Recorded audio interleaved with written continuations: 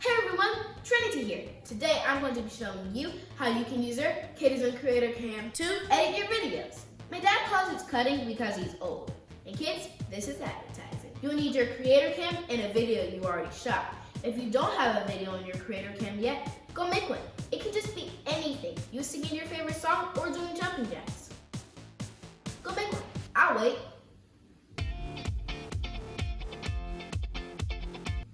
Alright, got a video now? On your Creator Cam, select the Creativity Tools mode and then Video Editor. Pick a video to edit by pressing up or down.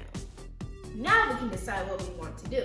We can trim the video, add a video opening, and add music. Play what we've edited and save when we are done.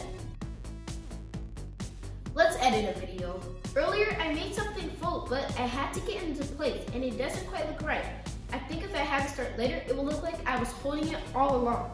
Let's hit OK. Now we have to add an introduction to it. It is a magic trick, so maybe this works best.